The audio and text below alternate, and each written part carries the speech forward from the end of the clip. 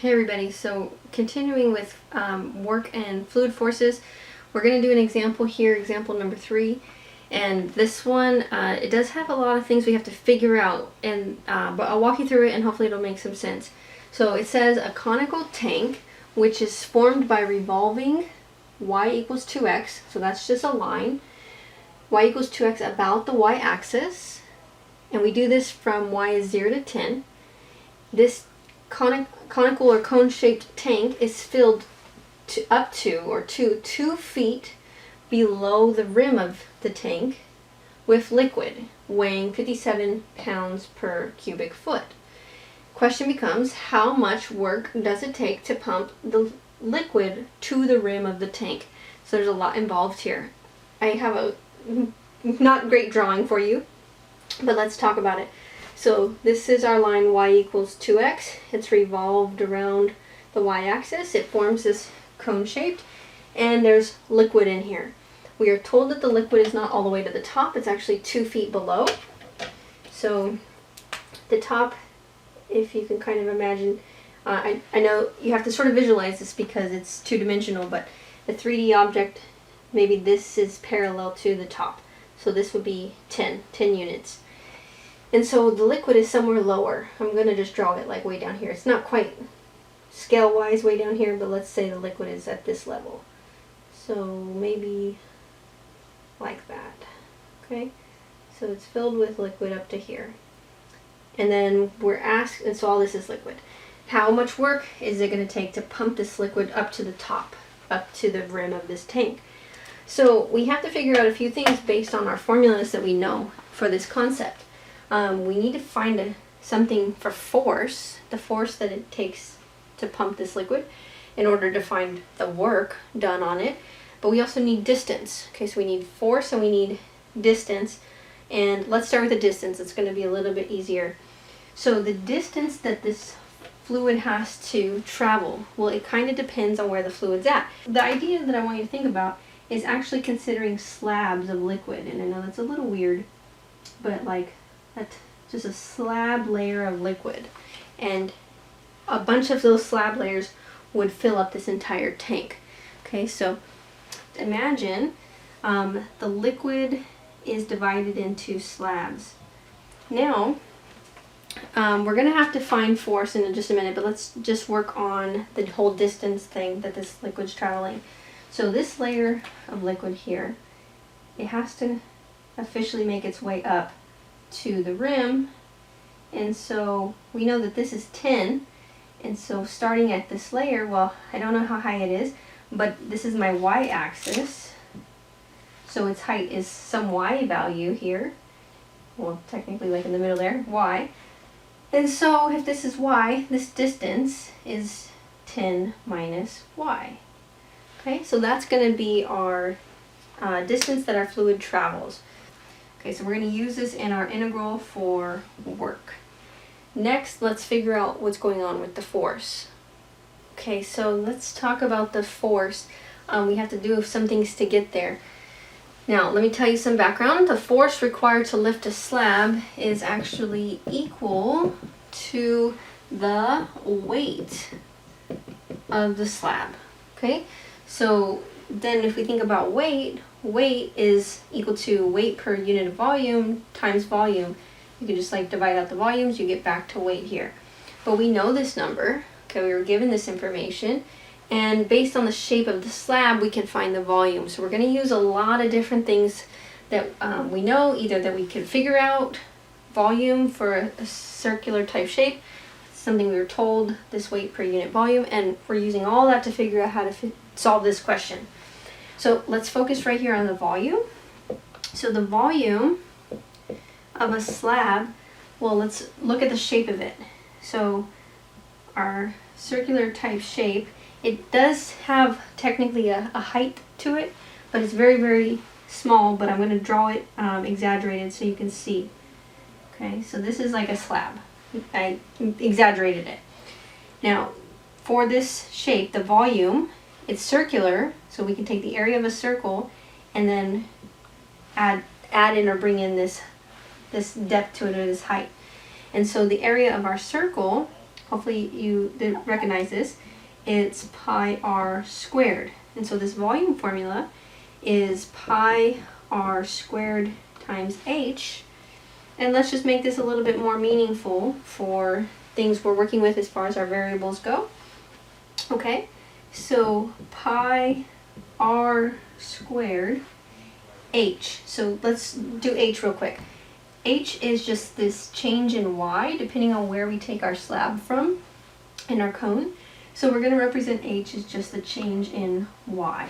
Okay, now r is the radius of each slab. Okay, so if we go back to our drawing over here, let me try to change colors. I'll use blue right here. So in this slab, this radius, well, it goes from the y-axis out to this line, and if you remember, this line was y equal to x. So if we solve this line, we switch and just say, what's x? X is 1/2 y.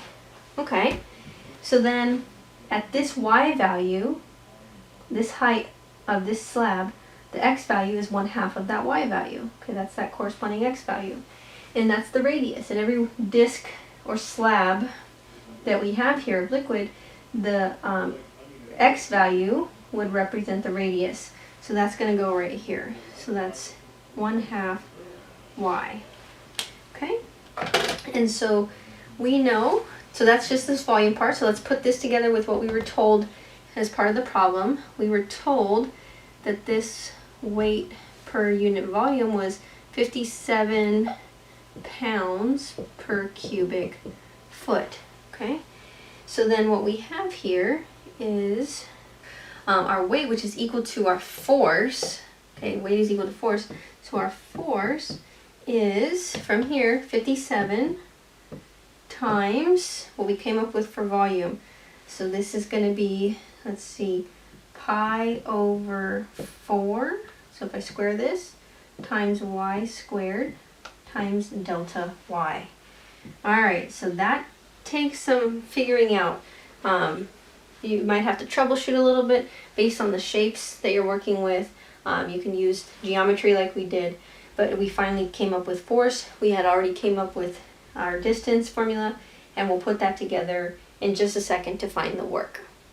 So I wrote down what we came up with as far as distance and force, and let's put that together. We know that work is force times distance, and so we get that the work is 57 pi over 4 y squared delta y times 10 minus y. Now this is not enough to be our answer because actually this is one slab. Okay, so this is the work done on one slab, but we actually need the sum of all of the work done on all of the slabs. So I started to draw it over here, but we have a bunch more slabs in this cone. Okay, so going back to what we know about Riemann sums and adding up a bunch of partitions, in this case of slabs, we're going to end up using an integral. And so I'll just kind of guide you to it really quick, but basically what's going to happen is if we think of the limit as n approaches infinity of the sum of all of the work on all of the slabs. So k equals 1 to n. Alright, so we're adding up all of the work done on all of the slabs. So I'll just, I'll kind of just call this work sub s for one slab. And instead of rewriting everything, I'll put that here. But by definition, if I do this for a bunch of these slabs that fills up my cone, this is a definite integral. Okay, so what we're getting to then is that this becomes a definite integral where this is the integrand. And so we get 57 pi over 4 y squared. I'm going to move this delta y to the back because that's actually dy. Okay, the change in y. And so that's 10 minus y and then dy. And then the last thing to do on here is to put my limits of integration. Well, the liquid's moving from the base where y was 0 up until where the liquid was actually at, the level it was at, which was 2 units below the top. And the top is 10. So the liquid's moving from 0 to 8 in terms of y values.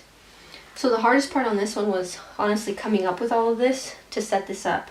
If I just gave you this equation, I'm confident you can do this. It was just getting to this equation is the harder part. So from here, let's just simplify a little bit, and if you want to check your work, I'll give you the answer on this, but we won't work it all the way out. We have 57 pi over 4. I'm going to factor that out, and this becomes 10y squared minus y cubed.